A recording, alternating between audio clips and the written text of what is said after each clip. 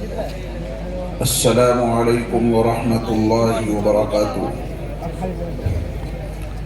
بسم اللہ الرحمن الرحیم۔ الحمد للہ رب العالمین والصلاة والسلام علی سید المرسلین وعلى آلہ واصحابہ وازواجہ وذریاتہ واہل بیتہ اجمعین، اما بعد فأعوذ باللہ من الشیطان الرجیم، بسم اللہ الرحمن الرحیم۔ ان هذا القرآن يهدي للتي هي أقوم ويبشر المؤمنين الذين يعملون الصالحات أن لهم أجرا كبيرا۔ قابل صد احترام حضرات علماء کرام، مشائخ اعظام، میرے دینی اور اسلامی بھائیوں، عزیز طلباء اور پیارے بچوں، مدرسہ مصباح القرآن کا یہ سالانہ عظیم الشان اجلاس ان طلباء کی دستار بندی کے عنوان سے منعقد ہوا ہے جنہوں نے اس ادارے میں الحمدللہ حفظ قرآن کریم مکمل کیا۔ اللہ تعالی ہماری اور آپ کی اس حاضری کو اپنی بارگاہ میں اس عنوان سے قبول فرما لے کہ اس مجلس میں شریک ایک ایک فرد کو مغفرت کی بھیک مل جائے۔ اللہ ہم سب کی مغفرت فرمائے۔ رات کا کافی طویل حصہ گزر چکا ہے، مجھے بھی حکم دیا گیا ہے کہ میں کچھ معروضات آپ کی خدمت میں پیش کروں اور وقت کی نزاکت کا خیال رکھتے ہوئے بس چند باتیں مجھے آپ سے کرنی ہیں، اس کے بعد انشاءاللہ جو اور معمولات ہیں وہ پورے ہوں گے اور دعا ہو جائے گی۔ زندگی ایک ایسا معمہ ہے جس کو دنیا کا کوئی انسان نہ حل کر سکا ہے نہ حل کر سکے گا۔ زندگی کیا ہے؟ کیا آپ اس سے واقف ہیں؟ زندگی کا فلسفہ کیا ہے؟ کیا آپ اس کو جانتے ہیں؟ یا کبھی زندگی کو جاننے کی آپ نے کوئی کوشش کی؟ زندگی کیا ہے، اس کا جواب دنیا کا کوئی انسان یوں نہیں دے سکتا کہ اس نے زندگی کو جب بنایا ہی نہیں تو اس کی حقیقت سے کیسے واقف ہو سکتا ہے۔ زندگی کا صحیح تعارف تو بس وہ کرا سکتا ہے جس نے زندگی کو پیدا کیا، جس نے زندگی ہمیں اور آپ کو عطا کی۔ ہمارے اور آپ کے ذہنوں میں زندگی کا بڑا محدود تصور ہے۔ یہ بچے ہمارے سامنے بیٹھے ہوئے باتیں کر رہے ہیں بڑی محنت کے ساتھ میں۔ ادھر دیکھو، ادھر دیکھو بیٹا، آپ کا کیا نام ہے؟ کالے کرتے والے کا کیا نام ہے آپ کا؟ منیر، بڑا اچھا نام ہے منیر۔ آپ کی عمر کتنی ہے؟ 10 سال، ماشاءاللہ۔ بچے کا جو جواب ہے وہ صحیح ہے، عمر کے تعلق سے، زندگی کے تعلق سے۔ نام ان کا منیر ہے اور عمر ان کی 10 سال ہے۔ یہی جواب تقریباً ہم میں سے ہر ایک کا ہوتا ہے۔ برتھ ڈے،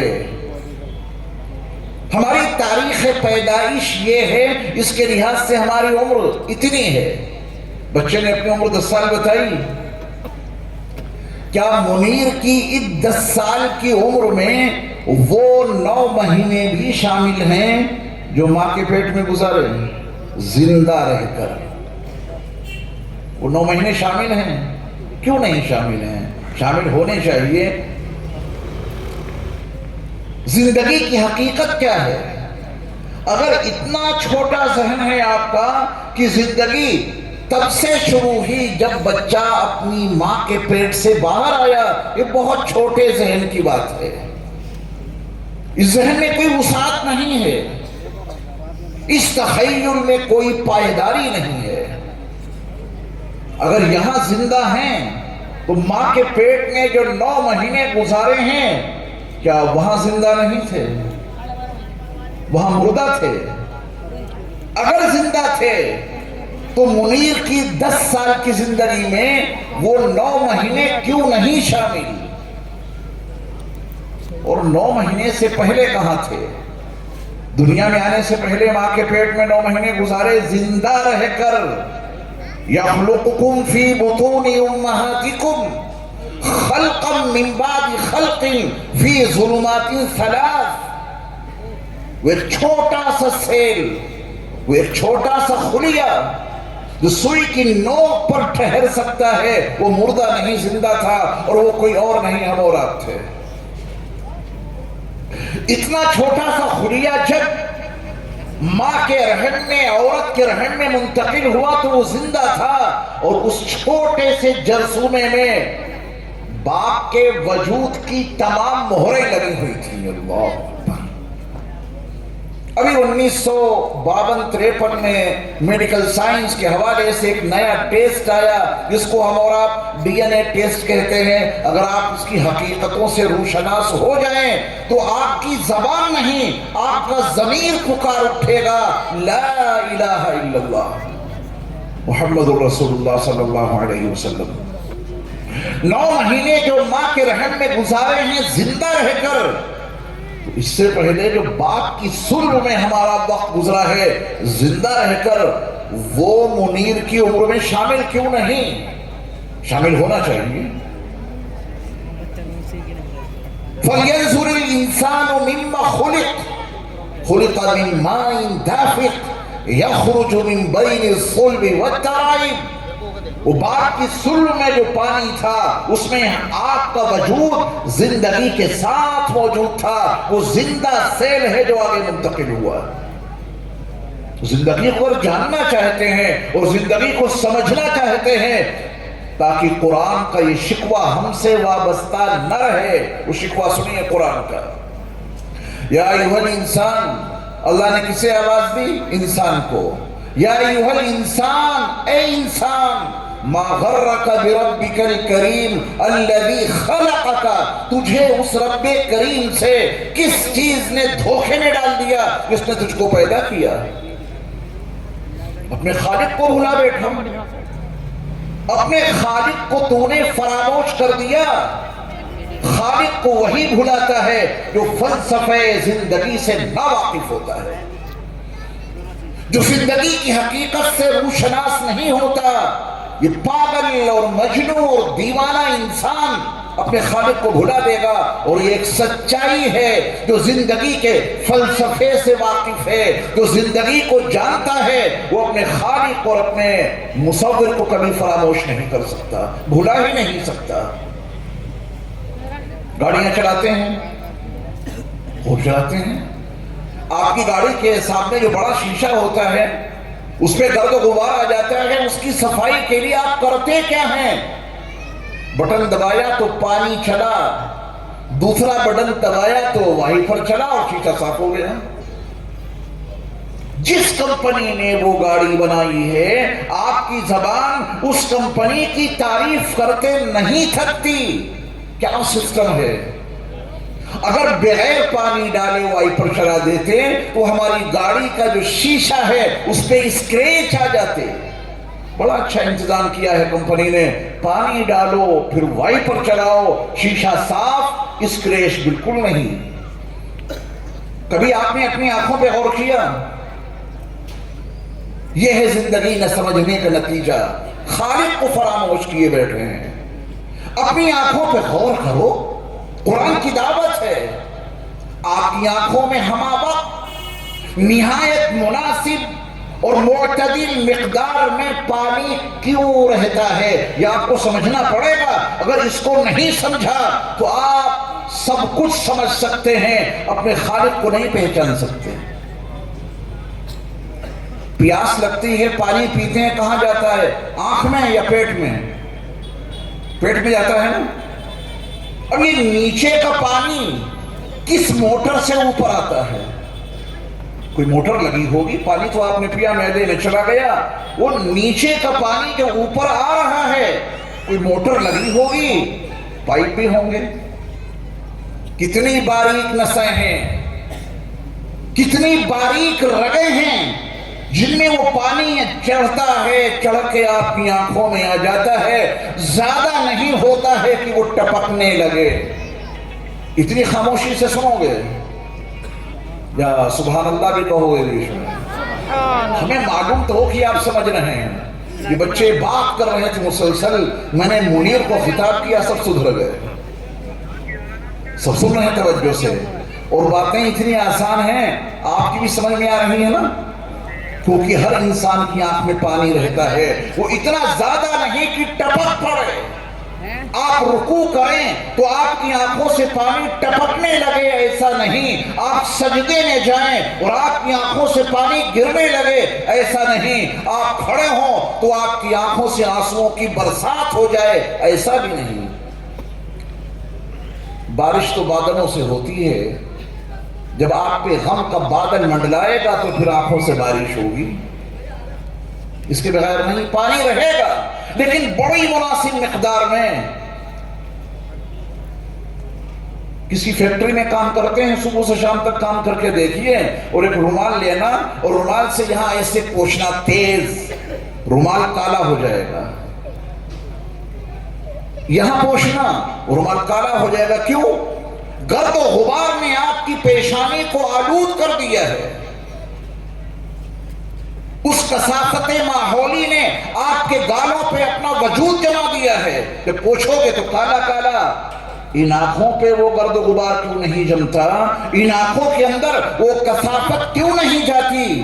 آنکھیں تو کھلی ہیں، جاتی تو ہے، مگر ہمارے اور آپ کے خالق نے ایک اتنا آٹومیٹک سسٹم لگا دیا ہے. پانی بھی بڑی مناسب مقدار میں ہے، اور اس پانی کی موجودگی کے ساتھ یہ وائپر اپنے آپ چلتا رہتا ہے. یا آپ چلاتے ہیں؟ آپ چلاتے ہیں؟ نہیں تو یہ پلک جھپکتی رہتی ہے اپنے آپ.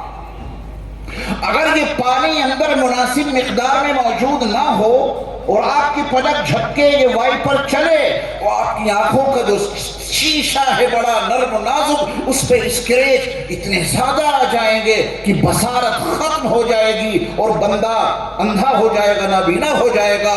کروڑوں سجدے رب کائنات کو، جنہوں نے ہما وقت اس آنکھ میں مناسب مقدار میں پانی رکھا بھی ہے اور وائپر کو چلانے کے لیے غیبی انتظام کر دیا ہے. میرے بندے کی آنکھ خراب نہ ہو جائے. میرے ایمان والے بھائیوں، جس خالق نے ایسی زندگی عطا کی ہے اس کو بھولے بیٹھے ہیں. یا ایھا الانسان ما غرک بربک الکریم، اے انسان تجھے اس رب کریم سے کس چیز نے دھوکے میں ڈال دیا جس نے تجھ کو پیدا کیا.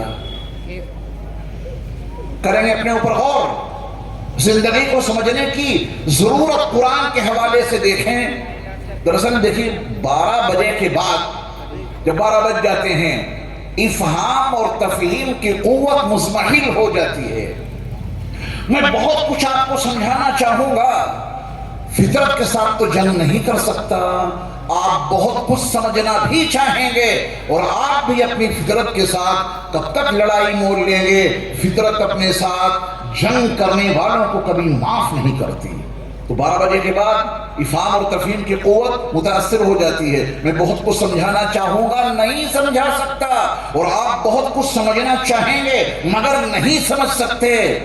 لیکن بہرحال جو کچھ سمجھ میں آ جائے، ہے نا. ہمارے اور آپ کے جلسوں کی بدعتیں میں تو بہت ساری ہیں. انہی بدعتوں میں سے ایک بدعت یہ ہے کہ 2 بجے تک چلائیں گے، 3 بجے تک جلسہ چلے گا، کسی کی سمجھ میں کچھ آئے یا نہ آئے. میں آپ کا زیادہ ٹائم نہیں لوں گا. 1 مہینے سے زیادہ ہو گیا ہے، 1 مہینے سے زیادہ مسلسل سفر کرتے ہوئے، روزانہ بیان کرتے ہوئے آپ کے یہاں میں آیا ہوں تو بیان کر کے آیا ہوں. پرانے سیلم پور میں پہلے میرا وہاں خطاب تھا، وہاں سے بیان کر کے آپ کے پاس آ گیا. کل بھی سفر ہے، پرسوں میں حیدرآباد جا رہا ہوں. کوئی تاریخ نہیں خالی ہے. تو آپ سے گزارش ہے کہ آپ ذرا توجہ سے چند باتیں سن لیں، اگر سمجھ میں آ رہی ہیں تو. آ رہی ہیں؟ چلیے زندگی کو سمجھیے قرآن مجید کی اس آیت کے حوالے سے. وَفِي أَنفُسِكُمْ أَفَلَا تُبْصِرُونَ. تم اپنے رب کو دیکھ نہیں سکتے، تم اپنے رب کو ان آنکھوں سے مشاہدہ نہیں کر سکتے. لا تدرکہ الابصار، یہ آنکھیں اس کا ادراک نہیں کر سکتی. اسے چھو بھی نہیں سکتے کیونکہ وہ جسم سے پاک ہے۔ تمہارے کانوں میں، تمہاری زبان میں وہ سکت کہاں کہ اپنے رب سے بات کر کے ان کی بات کو اپنے کانوں سے سن لو؟ پھر کیسے پہچانے ان کو، کیسے جانے ان کو، ان کی معرفت کیسے حاصل ہو، ان کی پہچان کیسے حاصل ہو؟ یہ قرآن مجید کا ایک مستقل موضوع ہے۔ وَفِي أَنفُسِكُمْ، اللہ نے تمہاری ذات میں اتنی نشانیاں رکھ دی ہیں، کسی ایک نشانی پہ ذرا سا غور کرو گے تم کو تمہارے رب کی معرفت مل جائے گی۔ اپنی ذات پہ غور کرنا یہ ہماری اور آپ کی ذمہ داری، مذہبی ذمہ داری میں شامل ہے۔ اللہ تعالیٰ ہم سب کی حفاظت فرمائے۔ اگر کسی کے دل کے مرض میں اتنا اضافہ ہو گیا کہ سرجن نے اور ڈاکٹر نے بائی پاس سرجری کا اعلان کر دیا کہ بائی پاس سرجری ہوگی، اس نے سینہ چاک کر دیا، دل کی جتنی نسیں بلاک تھیں وہ سب کاٹ دی، جن نسوں کو اس نے الگ کیا ہے، کاٹنا ضروری ہے، وہاں نسیں لگائے گا نا، توجہ دیجئے گا، جن بلوک نسوں کو سرجن نے کاٹ کے الگ کیا ہے وہاں دوسری نسیں لگائے گا۔ یہ دوسری نسیں کسی مال میں مل جائیں گی، یہ دوسری نسیں کسی دکان سے دستیاب ہو جائیں گی۔ وہ نسیں جو اس کی دل میں اس کو لگانی ہیں، سرجری کرنی ہے، وہ نسیں کسی میڈیکل سینٹر میں مل سکتی ہیں۔ وہ نسیں تو درکنار آپ کے وجود کا، آپ کی باڈی کا اگر ایک بال نکل جائے، رب کعبہ کی قسم کائنات کے کسی حصے میں ویسا بال نہیں مل سکتا جیسا بال آپ کے رب نے آپ کو عطا کیا ہے۔ کیوں نہیں مل سکتا؟ ملے گا اس وجہ سے نہیں کہ آپ کی یہ پوری باڈی جہاں اللہ نے تیار کی ہے، چاروں طرف سے راستے بند کر کے باہر سے مٹیریل کی سپلائی روک دی، باہر سے کسی مٹیریل کی کوئی سپلائی نہیں ہوگی۔ حمل ٹھہرنے کے بعد، اس ایک خلیے کے داخل ہونے کے بعد چاروں طرف سے حمل پیک ہو گیا، اب اس بند رحم میں کوئی باہر سے مٹیریل نہیں جائے گا۔ وہ کون ہے جس نے اس بند رحم میں ہڈیوں کا یہ فولڈر ڈھانچہ تیار کر دیا؟ وہ کون ہے جس نے اس بیک رحم میں 3 تاریکیوں میں سوچنے اور سمجھنے والا دماغ بنا دیا؟ وہ کون ہے جس نے مٹیریل کے بغیر یا آپ کے ناخون کا مادہ اندر تیار کر دیا؟ وہ کون ہے جس نے پتھر کے دانت اندر آپ کے پیوست کر دیے؟ وہ کون ہے جس نے دیکھنے والی آنکھیں اور سننے والے کان اندر تیار کر دیے؟ وہ کون ہے جس نے بند رحم میں یہ دھڑکتا ہوا دل بنا دیا، رگوں کو، نسوں کو تیار کر کے ان کا جال بچھا دیا اور اس میں ان رگوں میں اور ان نسوں میں خون کا دورانیہ جاری کر دیا؟ وہ کون ہے؟ جب اسے پہچانو گے اپنے وجود کے حوالے سے، وَفِي أَنفُسِكُمْ، تو میں نے عرض کیا کہ آپ کی زبان نہیں، آپ کا ضمیر پکار اٹھے گا، لا الہ الا اللہ، اللہ کے سوا کوئی معبود نہیں، وہی میرا خالق ہے، وہی میرا مالک ہے، مجھے اسی کی عبادت کرنی ہے۔ زندگی کا فلسفہ کوئی آسان نہیں ہے، جتنے ہلکے میں ہم لیے بیٹھے ہیں زندگی کو پہچانو۔ پھر وہ رگیں اور نسیں جو دل میں لگانی ہیں سرجن کو، وہ کہاں سے ملیں گی؟ کہیں نہ کہیں تو ہیں، باہر کہیں نہیں۔ باہر سے یوں نہیں ملیں گی کہ آپ کی باڈی میں باہر کا کوئی مٹیریل استعمال نہیں ہوا۔ پھر وہ رگیں کہاں ہیں؟ جب آپ اس کو جان لیں گے اور سمجھ لیں گے تو سجدے طویل سجدہ کرنے میں آپ کو لطف آئے گا۔ اور اگر آپ نے ان حقیقتوں کو نہیں جانا، اور حضرت مولانا شہزاد احمد بسم القاسمی صاحب دامت برکاتہ العالیہ نے اگر کسی سجدے میں 3 کی جگہ 5 مرتبہ سبحان ربی الاعلیٰ پڑھ دیا، کسی مسجد کے امام صاحب نے ذرا رکوع کو طویل کر دیا، کسی نے قیام کو طویل کر دیا، تو آپ اماموں سے بحث کریں گے کہ کیا ضرورت ہے اتنا لمبا سجدہ کرنے کی، کیا ضرورت ہے اتنا طویل قیام کرنے کی؟ یہ سب کچھ اس وجہ سے ہو رہا ہے کہ ابھی ہم نے اور آپ نے اپنے اللہ کو پہچانا نہیں ہے. جس دن ان کو پہچان لو گے طویل سجدوں میں لطف آنے لگے گا, طویل قیاموں میں راحت ملنے لگے گی, اور جھکے جھکے بہت اچھا لگے گا. میں اپنے اس رب کے سامنے کھڑا ہوا ہوں جس نے یہ وجود اور سراپا عطا کیا ہے. میں اس کے سامنے جھک رہا ہوں جس نے بدن میں فولڈر ہڈیاں رکھی ہیں. اگر انہوں نے ہڈیوں میں یہ فولڈنگ سسٹم نہ رکھا ہوتا تو میں جھک نہ سکتا, ایک لقمہ کھانا نہ کھا سکتا. یہ ان کی عطا ہے. سجدے میں جا رہا ہوں, ہر عضو سجدے کے کرنے کے لیے تیار ہے. بہت اچھا لگے گا آپ کو سجدے میں انشاءاللہ. لیکن کب؟ وَفِي أَنفُسِكُمْ, تمہارے اندر جو اللہ نے اپنی نشانیاں رکھی ہیں جب ان کو جان لو گے تب یہ صفت پیدا ہوگی. سرجن نے کہا کہ تمہارے دل کی رگوں کو جو میں چینج کروں گا, یہ رگیں اور یہ نسیں کائنات کے کسی حصے میں نہیں مل سکتی, لیکن تیرے رب نے تیری پنڈلیوں میں وہ ایکسٹرا اور زائد نسیں رکھ دی ہیں. وہ سرجن یہاں سے نشتر لگا کے نس جس کا کوئی کام نہیں, میرے رب کو سب کچھ معلوم تھا, زائد رگ یہاں پر رکھ دی, یہاں سے سرجن نے نکالی اور یہاں لگا دی. کیا پھر بھی الحمدللہ رب العالمین کے مفہوم کو سمجھنے میں کوئی دقت ہے؟ تمام کی تمام تعریفیں اسی اللہ کے لیے ہیں جو تمام جہانوں کا پالنے والا ہے. تو منیر میاں تمہاری عمر 10 سال پلس 9 مہینے, صحیح یا غلط آپ لوگ بتائیں؟ 9 مہینے.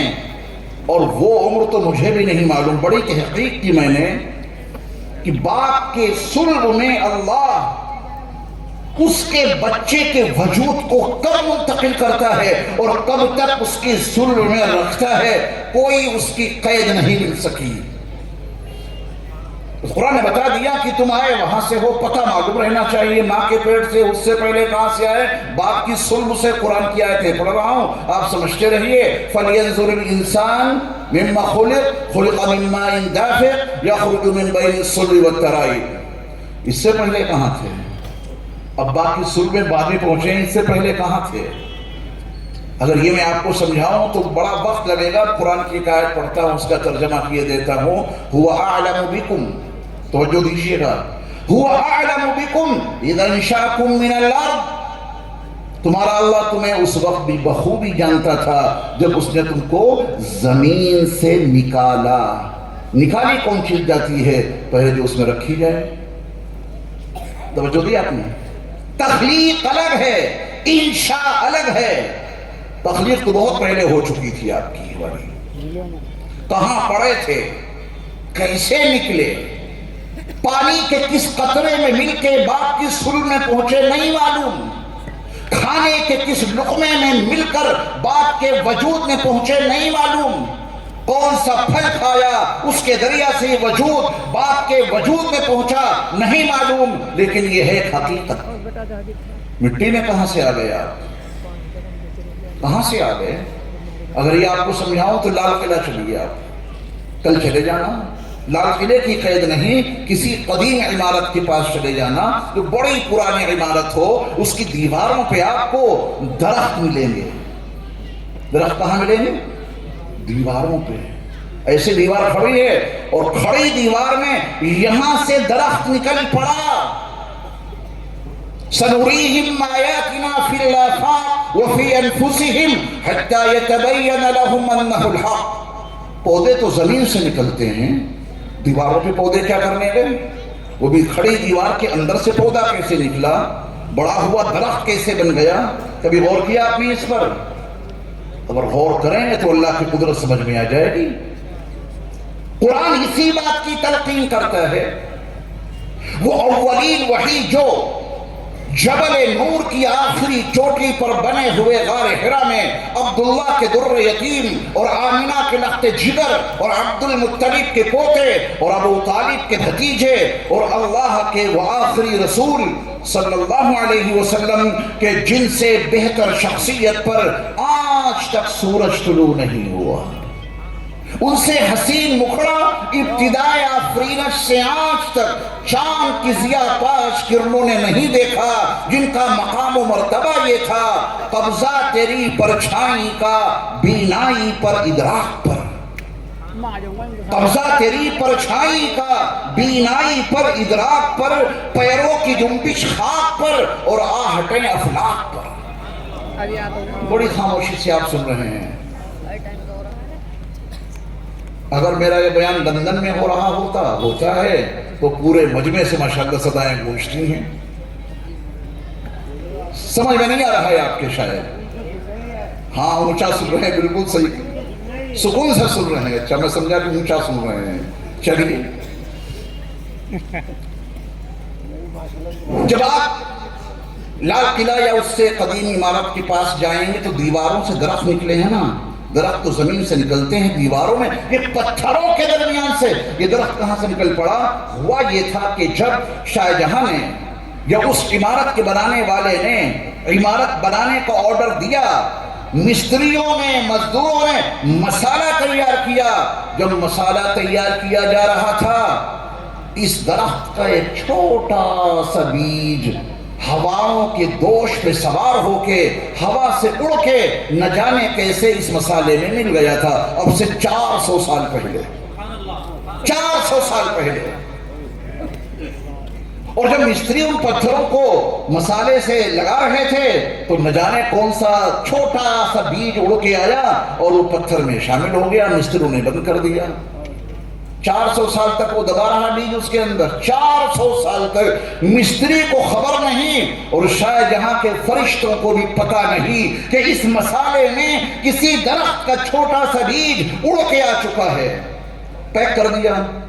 350 سال، 400 سال گزر گئے، وہ آہستہ آہستہ شگاف پڑنے شروع ہو گئے دیوار میں، پتھر ہل گئے، زلزلوں نے اس عمارت کو کچھ متاثر کیا، شگاف پیدا ہوا، بارش ہوئی۔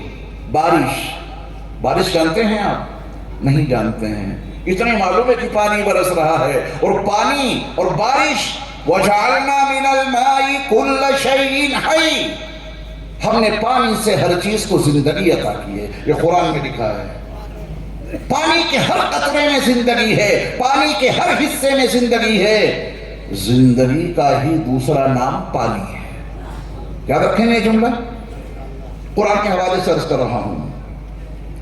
اب بارش ہوئی تو وہ پانی شگاف میں داخل ہوا، تھوڑا سا اور راستہ کھلا، پانی اور گیا، یہاں تک کہ وہ پانی اب سے 400 سال پہلے دبے ہوئے مسالے میں دبے ہوئے پتھروں کے اندر دبے ہوئے بیج سے وہ پانی مل گیا۔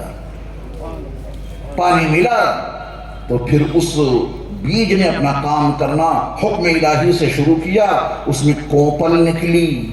400 سال کے بعد کوپل نکلی، اور اس کوپل نے پتھروں کے سینے کو چھانک کر کے وہ کوپل باہر نکل آئی، بڑھتی رہی، پرورش پاتی رہی، نشو نما ہوتی رہی اس کی، وہ ایک تناور درخت بن گیا لال قلعے کی دیوار سے نکل کر۔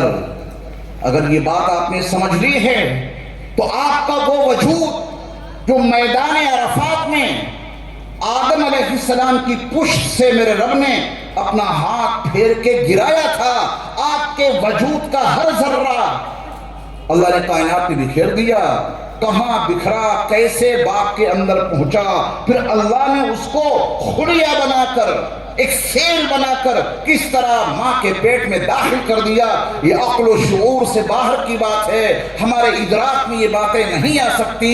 هو اعلم بكم اذا انشاكم من الارض واذ انتم اجنة في بطون امهاتكم، اللہ تم سے اس وقت بھی واقف تھا۔ زندگی اگر سمجھنا چاہتے ہو تو 10 سال سے منیر کی سمجھ میں زندگی نہیں آئے گی، نہ ہماری آپ کی سمجھ میں آئے گی۔ 50 سال کے، 60 سال کے، 70 سال کے، کوئی اپنی زندگی کی اپنی عمر میں نہ وہ 9 مہینے شامل کرتا ہے، نہ باپ کی صلب کے اندر گزارا ہوا وقت شامل کرتا ہے، نہ زمین کے کسی حصے میں پڑے ہوئے وقت کو اپنی زندگی میں شامل کرتا ہے۔ سب فراموش کیے بیٹھا ہے میرے رب نے 9ویں پارے میں سورۃ الاعراف میں ہمیں اور آپ کو حقیقت سے آگاہ کر دیا۔ ایک وقت وہ تھا کہ تم سب اپنے باپ آدم کی صلب میں تھے، میرے مصطفیٰ نے وضاحت کر دی، اللہ نے ہاتھ پھیرا، ان کی ساری ذریت چھوٹی چھوٹی چونٹیوں کی شکل میں زمین پہ گر پڑی۔ پھر اللہ نے پوچھا الستُ بربکم، کیا میں تمہارا رب نہیں ہوں؟ یہ کس نے پوچھا تھا؟ زور سے بولے، کس سے پوچھا تھا؟ نہیں، آدم علیہ السلام سے بھی، اور آپ کی ساری اولاد سے بھی، اور ساری ذریت سے بھی، اور آدم کی ساری اولاد اور آدم علیہ السلام کی ساری ذریت میں وہ تمام لوگ داخل اور شامل ہیں جو قیامت کے برپا ہونے تک پیدا ہوں گے۔ قیامت کے برپا ہونے سے ٹھیک پہلے جو آخری انسان پیدا ہوگا وہ بھی آدم علیہ السلام کی ذریت ہے، اور وہ بھی وہاں گرا تھا۔ جب اللہ نے پوچھا تھا الست بربکم، ہم سے اور آپ سے، آدم علیہ السلام کی ساری ذریت سے، تو بات ان سے کی جاتی ہے جو سنتے ہیں۔ اس کا مطلب واضح ہے کہ ہمارے اور آپ کے پاس اس میدان عرفات میں سننے کے لیے کان موجود تھے، اور ہم نے سنا تھا اپنے رب کا یہ سوال، اور سوال کا جواب دینے کے لیے سوال کا سمجھنا ضروری ہے۔ سننے سے بات نہیں بن سکتی تو پھر دماغ کا ہونا بھی ضروری ہے۔ اس چھوٹے سے وجود میں دماغ تھا کہ نہیں تھا ہمارا اور آپ کا؟ یہ مت کہنا اتنے چھوٹے سے وجود میں دماغ کیسے ہوگا۔ تو قرآن مجید میں سلیمان علیہ السلام کا لشکر اور چیونٹیوں کے لشکر اور اس کی سردار کا جو قصہ ہے وہ پڑھ لیجئے، کتنی چھوٹی چھوٹی چیونٹیاں ہیں۔ سلیمان علیہ السلام کا لشکر آ رہا ہے، جو ان کی سردار چیونٹی ہے وہ سب سے کہہ رہی ہے اپنے اپنے بلوں میں داخل ہو جاؤ۔ سلیمان کا لشکر آ رہا ہے، کہیں وہ تم کو کچل نہ ڈالے۔ چونٹی چھوٹی تو بہت ہوتی ہے، سمجھ بہت ہے نا اس کے پاس۔ گھر میں چینی رکھیے، اور چونٹیوں کی دعوت کبھی مت کرنا کہ ہم نے یہاں چینی رکھی ہے یہاں آ جاؤ۔ چینی آپ رکھیں گے، چونٹیوں کے پاس قوت شامہ، سونگنے کی قوت کتنی ہے، بغیر بلائے پہنچ جاتی ہیں نا۔ اور جناب مچھر سے آپ واقف ہیں، کتنے ہوشیار، وہ آپ کے گال پہ سوراخ کر کے خون بعد میں کھینچیں گے۔ انہیں معلوم ہے کہ اگر میں نے چیکنگ کے بغیر اس سونے والے کا خون چوسا تو ہو سکتا ہے یہ جاگ رہا ہو، ایک ہاتھ مارے گا میرا وجود ختم ہو جائے گا۔ اس کی سمجھداری کا یہ عالم ہے کہ وہ آپ کے پاس کام پہ آ کے سائرن بجاتا ہے۔ اس کے پروں میں میرے رب نے نہ جانے کتنی شکتی اور نہ جانے کتنی قوت رکھ دی ہے، اپنے پروں کو ہلاتا ہے، سائرن بجتا ہے۔ آپ بے خبر سو رہے ہیں، سائرن بجایا اور آپ ہلے نہیں، تب آ کے وہ یہاں بیٹھتا ہے۔ اتنے چھوٹے سے وجود میں اتنی سمجھ، اتنے چھوٹے سے وجود میں اتنا شعور، اور اتنے نرم و نازک مچھر کی سونڈ میں اتنی طاقت کہ وہ آپ کے گال کی مضبوط کھال میں بورنگ کر دیتا ہے، اور بورنگ کر کے آپ کے خون کو چوس لیتا ہے، پیٹ بھر لیتا ہے۔ اگر چھوٹی سی چونٹی میں اتنا شعور ہے تو جب آپ چھوٹے سے تھے، آدم علیہ السلام کی پوچھ سے نیچے گرے تھے، تو آپ میں شعور کیوں نہیں تھا؟ آپ میں فہم کیوں نہیں تھی؟ آپ کو جواب دینے کی طاقت کیوں نہیں تھی؟ سب کچھ تھا، جبھی تو میرے رب نے پوچھا تھا الست بربکم، کیا میں تمہارا رب نہیں ہوں؟ سب نے سنا، سب نے سمجھا، اور سمجھ کر کہا تھا بلا، کیوں نہیں، آپ ہی ہمارے رب ہیں۔ زندگی یہاں سے شروع ہوتی ہے۔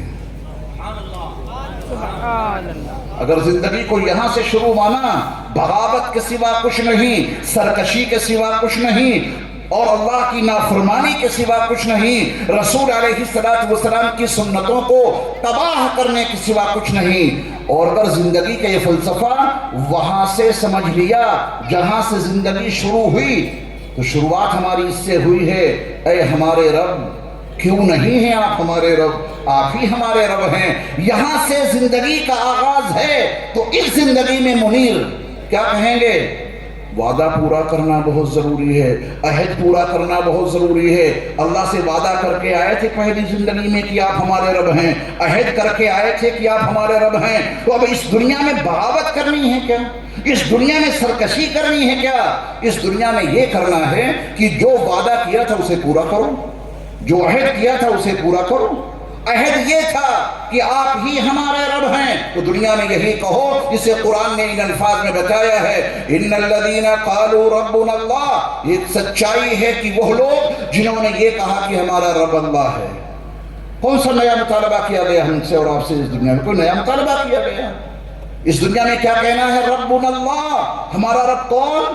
اللہ یہی بات تو شروع زندگی میں ہم نے کہی تھی، اسی وعدے کو پورا کرنا ہے۔ آپ وعدے کی خلاف ورزی کرنے والے کو کبھی پسند نہیں کرتے، بدعہدی کرنے والوں کو آپ کبھی پسند نہیں کرتے۔ بڑا جھوٹا ہے، بڑا بدعہد ہے، وعدہ کر کے توڑ دیتا ہے۔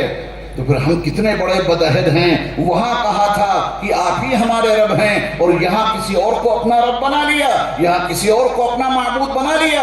ان الذین قالوا ربنا اللہ ثم استقاموا، کہو کہ ہمارا رب اللہ ہے، پھر اس کے اوپر جمے رہو، پھر وہ سب کچھ ملے گا جو ہمارے اللہ نے وعدہ کیا ہے۔ تو یہ زندگی کا فلسفہ یہ بڑا طویل مضمون ہے، بڑا اہم وقی مضمون ہے۔ 12 بجے کے بعد کیسے آپ نے سمجھ لیا، یہ آپ کی کرامت ہے۔ اگر سمجھ لیا ہے تو چلیے پھر کبھی انشاءاللہ موقع ملے گا تو تفصیل سے اس موضوع پر گفتگو کریں گے۔ میں اپنے رفیق محترم کو حضرت مولانا محمد شہزاد بسم القاسمی صاحب دامت برکاتہم العالیہ کو، جن کی نگرانی میں یہ ادارہ مصباح القرآن الحمدللہ چل رہا ہے، اور ماشاءاللہ بڑی تعداد میں یہاں طلبہ تعلیم حاصل کر رہے ہیں، اور جو بچے اس سال حافظ قرآن ہوئے ہیں ابھی ان کی دستار بندی ہونی ہے، کیا ہو چکی ہے؟ ہونے کتنے بچے ہیں؟ ماشاءاللہ 21 بچوں کی دستار بندی ہوگی جن طلبہ نے اس ادارے میں تعلیم حاصل کی ہے۔ الحاج نظام قریشی صاحب ماشاءاللہ رات دن اس ادارے کو ترقی دینے کے لیے، اس کے ارتقاء کے لیے کوشش کرتے رہتے ہیں۔ پوری ایک اور ٹیم ہے ہمارے مولانا کی اور حاجی صاحب کی، اللہ ان سب کو جزائے خیر عطا فرمائے، جن کی سعی پیہم اور جہد مسلسل کے نتیجے میں کلام الہی کی تعلیم یہاں جاری ہے، اور وہ اس ادارے کو برقرار رکھے، اور یہاں کے طلبہ اور یہاں کے اساتذہ اور یہاں کے معاونین اور یہاں کے منتظمین کی جان مال عزت آبرو کی حفاظت کرے۔ یہ اسی قرآن سے میں نے تھوڑا سا سبق دیا ہے آپ کو، تو اللہ تعالیٰ عمل کی توفیق عطا فرمائے۔ اب کیا کرنا ہے؟ میں نے بیان ہی مکمل کر دیا، زیادہ دیر تک بیان کرنے سے کیا فائدہ؟ دیکھیے 1 بجنے والا ہے، پھر ابھی آپ کو دستار بندی کے عمل میں برابر شریک رہنا ہے، اس کے بعد اس سے پہلے ہی آپ کو اس مدرسے کا کچھ تعاون بھی کرنا ہے۔ چلیے میں آپ سے پہلے ایک سوال کرتا ہوں، پھر بعد میں بتائیے گے اس کے بارے میں کچھ۔ یہ مدرسہ مصباح القرآن ہے نا، نالا پار کر کے، میں آپ سے ایک سوال کرتا ہوں، جواب آپ کو دینا ہوگا، جواب انشاءاللہ آپ کا صحیح ہوگا، جو بھی آپ جواب دیں گے تقریباً۔ مدرسہ مصباح القرآن میں کیا ہوتا ہے؟ آپ لوگ بتائیں کیا ہوتا ہے؟ پڑھائی ہوتی ہے۔ منیر میاں بھی پڑھائی بول رہے ہیں، ماشاءاللہ صحیح ہے جواب سب کا، جواب غلط نہیں ہے، پڑھائی ہوتی ہے۔ کس چیز کی پڑھائی ہوتی ہے جی؟ قرآن کی، ماشاءاللہ اساتذہ پڑھاتے ہیں، طلبہ پڑھاتے ہیں۔ جواب میں نے کہا کہ سب صحیح دیں گے، کیونکہ سب کو معلوم ہے کہ مدرسہ مصباح القرآن میں کیا ہوتا ہے، دیگر مدارس میں کیا ہوتا ہے۔ لیکن آج کا زمانہ ایسا ہے کہ بات کو ذرا مختصر کر کے بتا دیا جائے، یاد بھی رہتی ہے اور آگے نقل کرنے میں بھی آسانی رہتی ہے۔ ہمارے سلسلے عالیہ نقشبندیہ، ہمارے سلسلے عالیہ قادریہ کے ایک بڑے پائے کے بزرگ گزرے ہیں، حضرت مولانا احمد علی صاحب لاہوری رحمۃ اللہ علیہ۔ تو حضرت لاہوری علیہ الرحمہ نے ایک موقع پر یہ فرمایا کہ اگر میں اسٹیشن پر کھڑا ہوں، میری ٹرین آ جائے، میں اپنا سامان لے کے ٹرین میں چڑھنے لگوں، اور ٹرین پہ چڑھتے چڑھتے کوئی مجھ سے پورے قرآن کا خلاصہ پوچھے تو میں اس کو پورے قرآن کا خلاصہ بتا دوں گا۔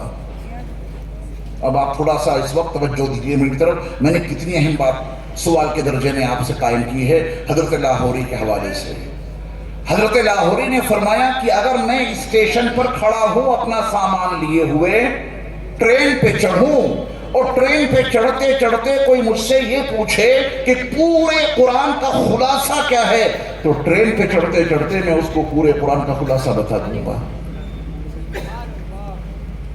آپ کے منتسبین نے، متوسلین نے، شاگردوں نے کہا کہ حضرت پورے قرآن کا خلاصہ کس اسلوب میں، کس طرز میں، کن جملوں میں، کن الفاظ میں آپ بیان کریں گے، اس ہمہ ہمی کے عالم میں ہمیں بھی بتا دیجیے۔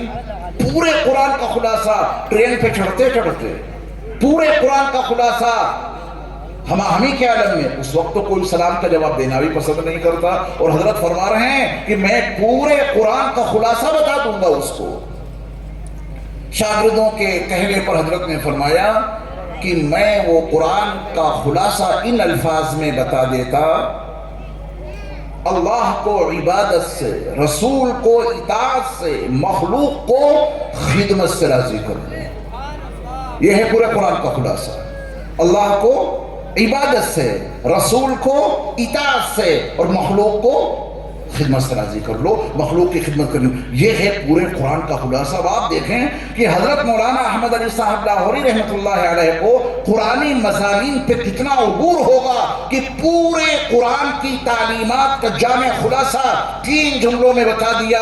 اللہ کو عبادت سے راضی کر لو، رسول کو اطاعت سے راضی کر لو، مخلوق کو خدمت سے راضی کر لو۔ یاد ہو گیا اس وقت؟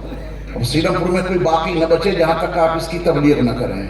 پہنچائیے، سب کو بتائیے۔ قرآن کا خلاصہ یہ ہے، اللہ کی عبادت ایسی کرنی ہے کہ وہ راضی ہو جائیں۔ وہ ہر عبادت سے راضی نہیں ہوتے،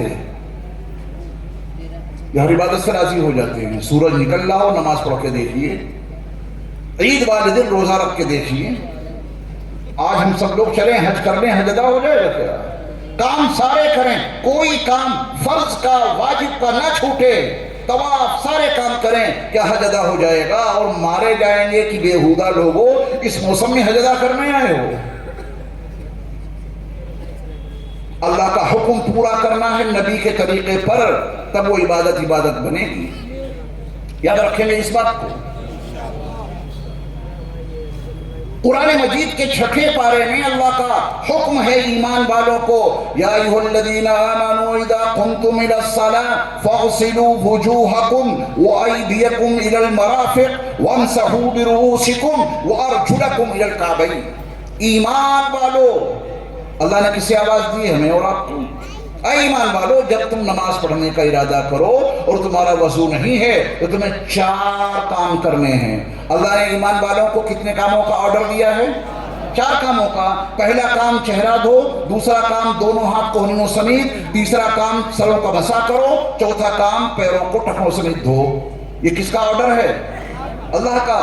اب مجھے بہت حاضر دماغی سے جواب دینا، آپ نے اپنی اب تک کی مومنانہ زندگی میں کبھی اللہ کا یہ آرڈر، اللہ کا یہ حکم ویسے ہی پورا کیا ہو جیسے قرآن میں لکھا ہے؟ تو بتا دیجیے۔ آپ نے کبھی اللہ کا یہ حکم ایسے نہیں پورا کیا جیسے قرآن میں لکھا ہے؟ آپ جب وضو کرنے بیٹھتے ہیں تو اللہ کا حکم ہے پانی لو اور اپنا چہرہ دھو، اور آپ ہیں کہ پانی لے کے چہرہ دھونے کے لیے تیار ہی نہیں۔ کیوں نہیں مان رہے اللہ کا حکم؟ آپ کا آرڈر یہ ہے کہ آپ کے سامنے قرآن کی آیت موجود ہے، آپ کے سامنے اللہ کا آرڈر، اللہ کا حکم موجود ہے کہ تمہیں نماز کے لیے وضو کرنا ہے تو پانی لو اور اپنا چہرہ دھو، اور آپ ہیں کہ چہرہ دھونے کی بجائے دونوں ہاتھ گٹوں تک دھوتے ہیں۔ کہیں لکھا ہے قرآن میں دونوں ہاتھ گٹوں تک دھو؟ آپ چہرہ دھونے سے پہلے ہاتھ دھو کر 3 مرتبہ کلی کرتے ہیں۔ اللہ نے تو نہیں کہا کہ کلی کرو، قرآن میں کہیں نہیں لکھا ہے کلی کرو۔ قرآن میں تو اللہ کا آرڈر یہ ہے کہ پانی لو اور چہرہ دھو، اور آپ ہیں کہ کلی کر رہے ہیں۔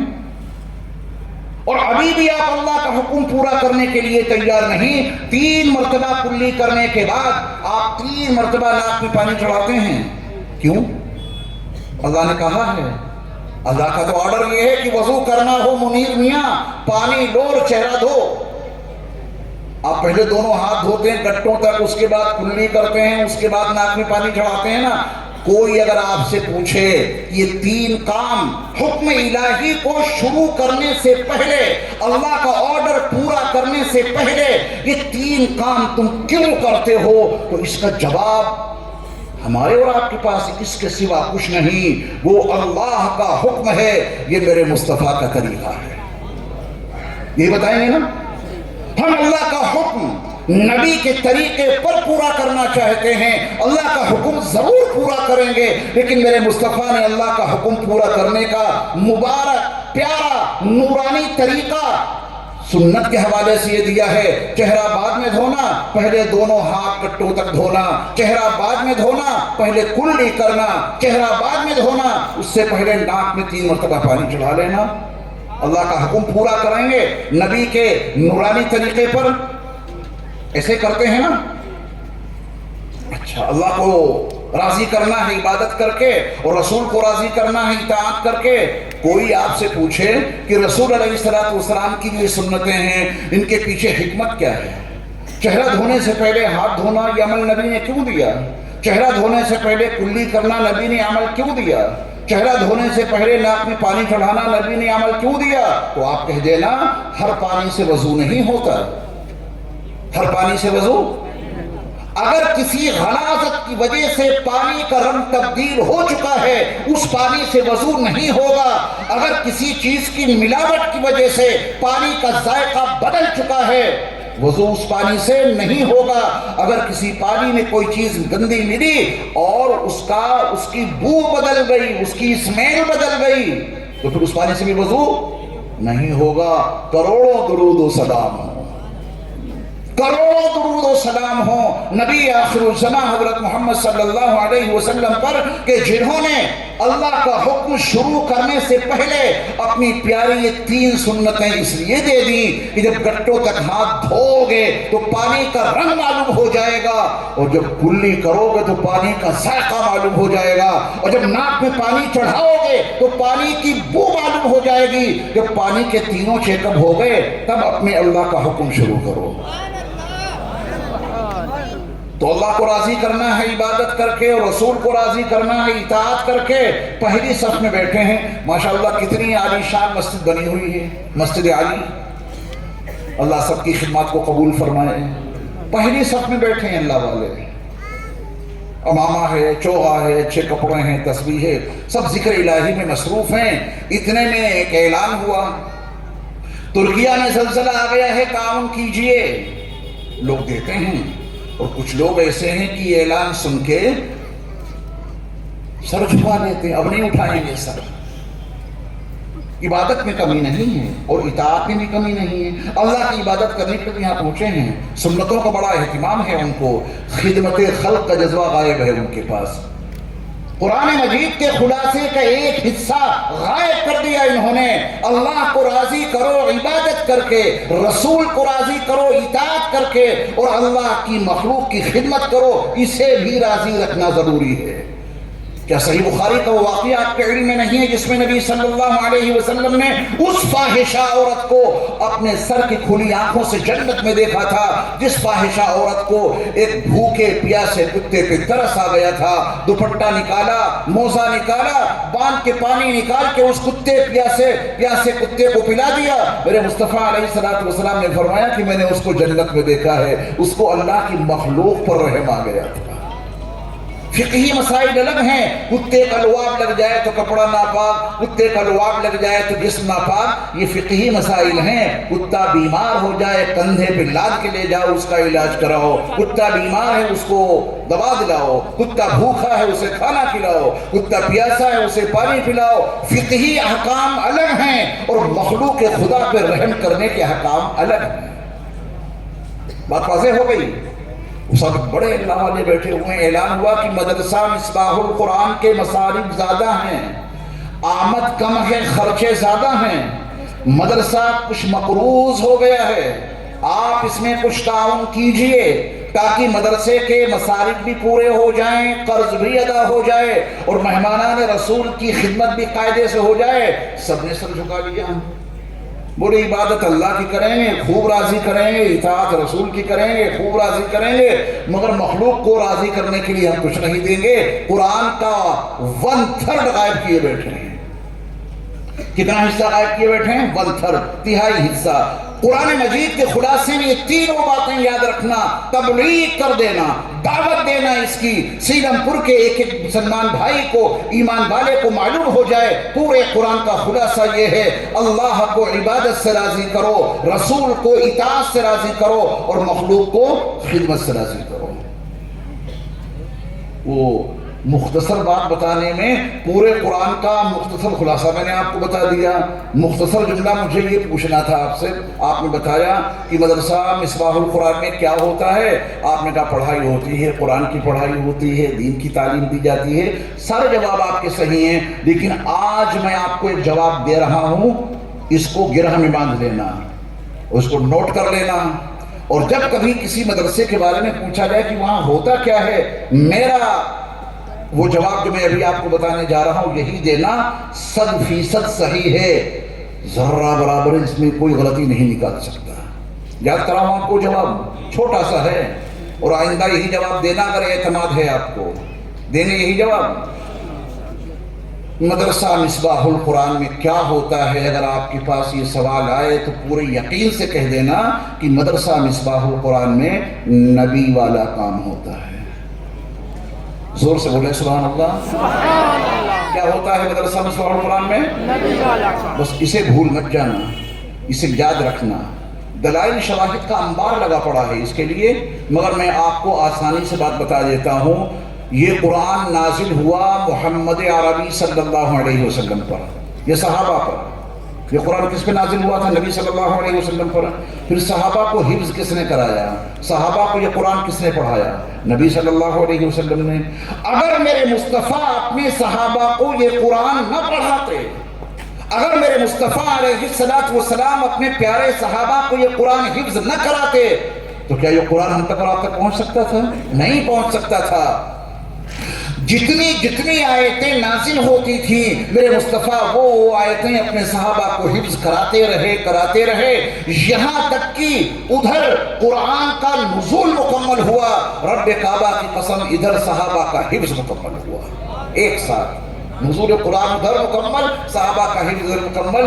صحابہ کو حفظ کس نے کرایا؟ رسول اللہ صلی اللہ علیہ وسلم نے۔ مدرسوں میں اساتذہ حفظ کراتے ہیں، وہ نبی والا کام کرتے ہیں، بچے حفظ کرتے ہیں، وہ صحابہ والے کام کرتے ہیں۔ یہ بات جس کی سمجھ میں آ گئی وہ سب کچھ دے دیتا ہے مدرسے کے لیے جو اس میں سخت ہے۔ اور جس نے کہا کہ میاں یہ مولوی لوگوں نے تو اپنے پیٹ پالنے کا ذریعہ بنا رکھا ہے، بچوں کو پڑھاتے ہیں، پیسے لیتے ہیں، اور ہم تو آپ کو دین سکھائیں گے فری میں۔ دراصل یہ ایک ایسا دھوکہ ہے جس میں امت پھنس گئی۔ کچھ لوگ آئیں آپ سے کہیں کہ ہم آپ کو دوائی دیں گے فری میں۔ کوئی آپ کے پاس تھرمامیٹر ہے بخار دیکھنے کے لیے، کچھ جانتے ہو؟ بولے ہمیں کیا معلوم تھرمامیٹر کسے کہتے ہیں، بخار کی پیمائش کیسے کی جاتی ہے، ہم دوائی دے دیں گے آپ کو، نشتر لگا دیں گے، آپریشن کر دیں گے فری میں۔ اور جسے انہوں نے دوائی دی وہ مر ہی گیا۔ اور MBBS ڈاکٹر صاحب بیٹھے ہیں، وہ کہتے ہیں ہماری فیس ہے 500 روپے، 500 روپے نبض دیکھنے کی، دوائی لکھ دوں گا 1000 روپے۔ تو آپ اپنے ضمیر سے پوچھو، اپنے ضمیر سے، کہ فری لوگوں کے پاس آپ دوا لینے جائیں گے یا 1000-1500 روپے دے کر اچھے ماہر ڈاکٹر کے پاس آپ جائیں گے؟ کیوں؟ جسم کا خطرہ ہے، جسم کا۔ یہ پتہ نہیں کیسے دوا دے دے گا، اسے تو کچھ بھی نہیں معلوم۔ جو تھوڑے بہت چل پھر رہے ہیں اس سے بھی ہاتھ دھو بیٹھیں گے، ہے نا؟ تو پھر دین کے معاملے میں آپ اتنے بدھو کیسے بن گئے کہ صاحب یہ فری دے رہے ہیں ان سے لیں گے؟ اور نواز شہزاد صاحب کے یہاں تو فیس لی جاتی ہے قرآن پڑھانے کی اور چندہ لیا جاتا ہے، ہم وہاں نہیں جائیں گے، نہ اپنے بچوں کو بھیجیں گے۔ یہ بہت بڑا دھوکہ دیا گیا آپ کو اور آپ دھوکے میں پھنس بھی گئے۔ صاحب وہ تو کچھ نہیں لیتے اور یہاں لیا جاتا ہے۔ یاد رکھنا، بغیر لیے اگر بددینی دی جا رہی ہے اس سے بہتر ہے بہت کچھ خرچ کر کے میرے مصطفیٰ والا دین حاصل کر دو۔ یہ ایک مستقل موضوع ہے سمجھانے کا۔ تو یہ ادارہ جو چل رہا ہے آپ کے تعاون سے، اگر آپ اس میں کچھ تعاون کریں گے تو اللہ تعالیٰ آپ کو دونوں جہان کی سعادتوں سے مالا مال کرے گا، کیونکہ تعاون آپ اس ادارے کر رہے ہیں جہاں نبی والا کام ہوتا ہے۔ یہ سبق بھول جاؤ گے تو ایک پیسہ نہیں نکالو گے جیب سے، اور اگر یہ سبق یاد رہا کہ وہاں نبی والا کام ہوتا ہے اور یقیناً ہوتا ہے تو آپ ماشاءاللہ بیٹھے ہیں، آپ لینا شروع کریں۔ کیا نام ہے بھائی کا؟ بھائی اقبال صاحب نے ماشاءاللہ تعاون کیا ہے۔ تو میرے خیال سے دستار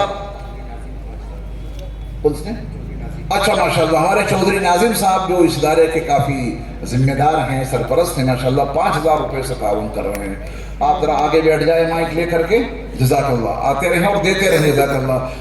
تو یہ میں نے عرض کیا کہ اگر یہ جملہ آپ نے سمجھ لیا یہاں نبی والا کام ہوتا ہے تو آج اتنے مجمع میں کوئی بچے گا نہیں جو کچھ نہ کچھ تعاون نہ کرے، ضرور تعاون کریں گے جو آپ کی ہمت ہے، جو آپ کی سکت ہے۔ اور اگر آپ کے ذہن میں یہ بات کسی نے بٹھلا دی کہ میاں وہ تو کھانے پینے اور دھندا کھانے پینے بھائی عارف کے 1000 روپے، بھائی عارف آتے رہیں ذرا جلدی سے، اس کے بعد دستار بندی پھر دعا ہو جائے گی۔ کوشش یہ کریں کہ کوئی صاحب بچے نہیں، ضرور حصہ لیں۔ ماشاءاللہ چھوٹے چھوٹے بچے بھی آ رہے ہیں۔ وعلیکم السلام، ماشاءاللہ۔ माशाल्लाह। देखिए हमारे हाजी मसरूर साहब जो हैं माशाल्लाह बड़े आती हैं। 50,000 रुपए हाजी मसरूर साहब की तरफ से दीजिए मौलाना। मोहम्मद मुस्तकीम 5,000 रुपए। हाजी मसरूर साहब की तरफ से 50,000 रुपए